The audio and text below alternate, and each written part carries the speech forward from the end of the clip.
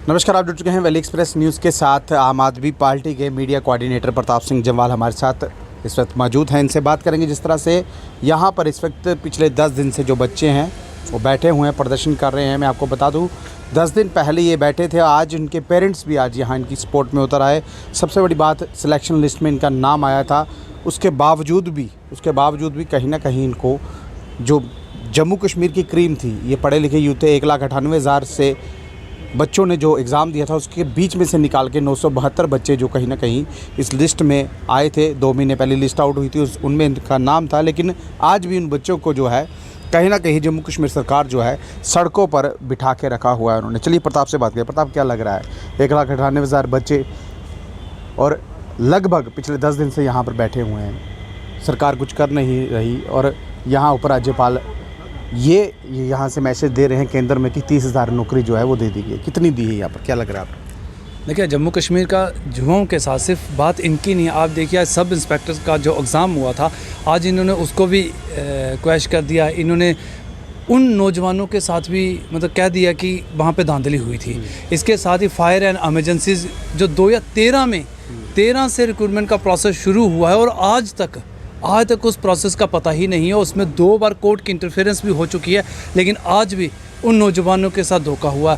यही हाल इन नौजवानों के साथ है, यही हाल डेली वेजर के साथ है, यही हाल जम्मू कश्मीर के हर उस नौजवान के साथ है जिसने एक सपना देखा था कि मुझे इस सरकार ने वादा किया है। ये सरकार सत्ता में जब आई थी 2014 में, चुनाव होने से पहले प्रधानमंत्री नरेंद्र मोदी जी जब प्रचार अभियान अपना चला रहे थे, भारतीय जनता पार्टी की तरफ से प्रचार अभियान चल रहा था, तो खासकर जम्मू कश्मीर में भी इन्होंने बड़े बड़े वादे किए थे। जम्मू कश्मीर के नौजवानों को भी इन्होंने बहुत सपने दिखाए थे, बड़े बड़े सपने दिखाए कि आपका भविष्य जो उज्जवल होगा। लेकिन सत्ता में भी आ गए, संसद में भी पहुँच गए, जहाँ असेंबली का चुनाव हुआ, असेंबली में सरकार भी भारतीय जनता पार्टी की गठबंधन में बन गई।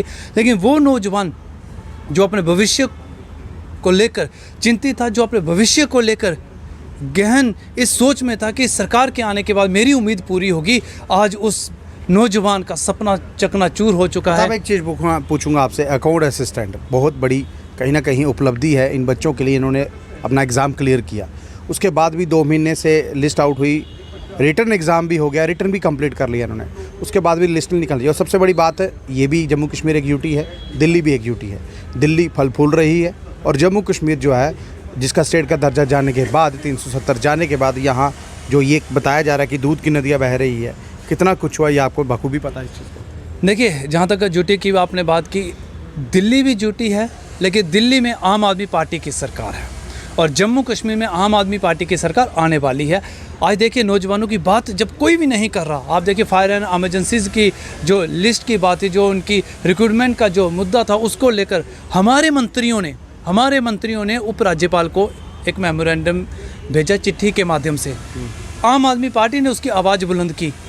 इसके साथ ही आप सब इंस्पेक्टर की जिस तरह से इन्होंने आज रिटर्न को भी क्वेश्चन कर दिया, इन्होंने कहा उसमें धांधली हुई, आम आदमी पार्टी ने आवाज़ उठाई। हम ये कहना चाहते हैं कि आपको जब ये पता चल गया कि जो पेपर है वो लीक हुआ था, जब आपको ये पता चल गया कि रिक्रूटमेंट में धांधली हुई है, तो सरकार ये क्यों नहीं बता रही? रैना साहब कह रहे थे कि मुझे पहले ही पता था, हमने CBI लगाई थी, यानी कि ये चाहते थे ऐसा कुछ हो, आप जम्मू कश्मीर के बच्चों को नौकरी नहीं देनी है। देखिए, मैं वही तो कह रहा हूँ, जब आपको ये पता चल गया कि इस रिक्रूटमेंट में धांधली हुई है, जब आपको ये पता चल गया कि पेपर लीक हुआ है, तो आपको ये भी पता होगा कि अंदर से पेपर लीक किया किसने धांधली की है, किन लोगों ने नौजवान के भविष्य के साथ खेला। लेकिन सरकार LG महोदय को मुझे उम्मीद थी कि जिस तरह से एक नोटिफिकेशन का जारी हुआ कि ये लिस्ट क्वैश कर दी जाती है, इसको हमने क्वैश कर दिया, ये भी एक सूची जारी कर देते कि ये लोग इन्वॉल्व थे, हमने आज इनको कटघरे में खड़ा करके इनको सलाखों के पीछे दे रहे हैं। लेकिन एक भी नाम सरकार की तरफ से उजागर नहीं किया गया। ये सबसे बड़ा प्रताप, एक चीज़ पूछूंगा, अकाउंट असिस्टेंट का जिन्होंने एग्ज़ाम करवाया,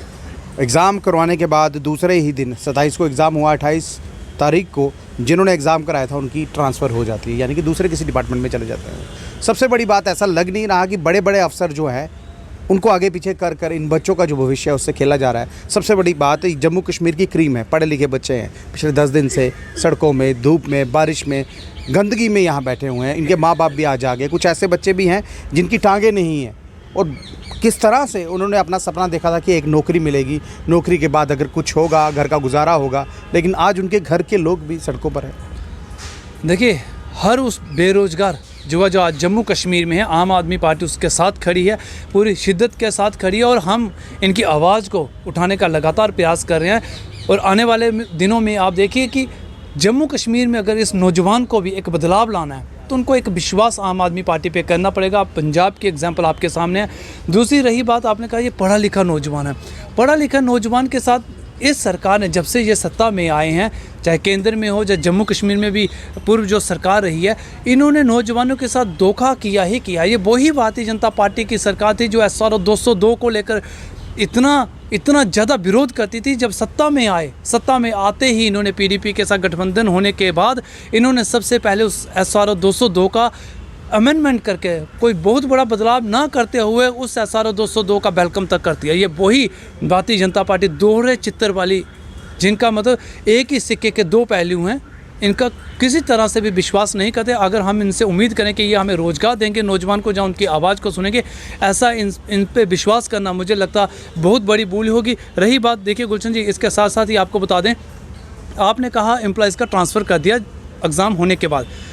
फायर एंड एमरजेंसीज़ की लिस्ट में एक एजेंसी उस रिक्रूटमेंट प्रोसेस को कंडक्ट करती है टाइम एंड टेक्नोलॉजी से।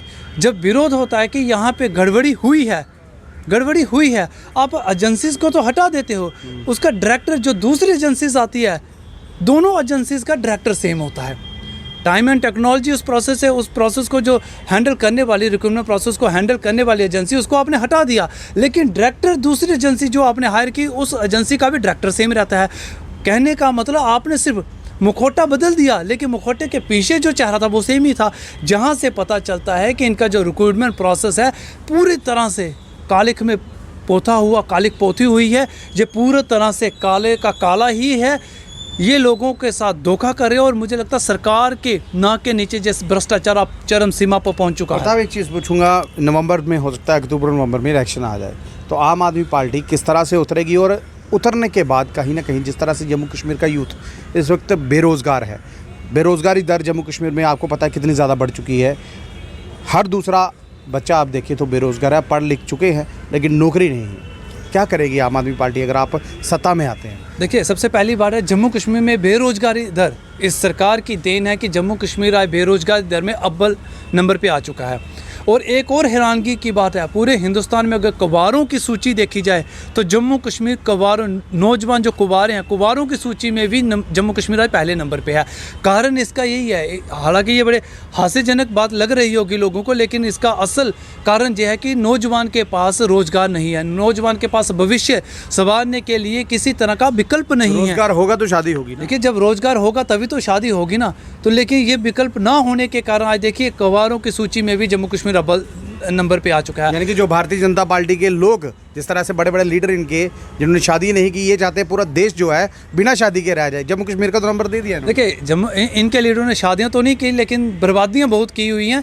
आज देखिए, देश के नौजवान का भविष्य बर्बाद करने में इनका सबसे बड़ा योगदान इन्हीं का लोगों का है।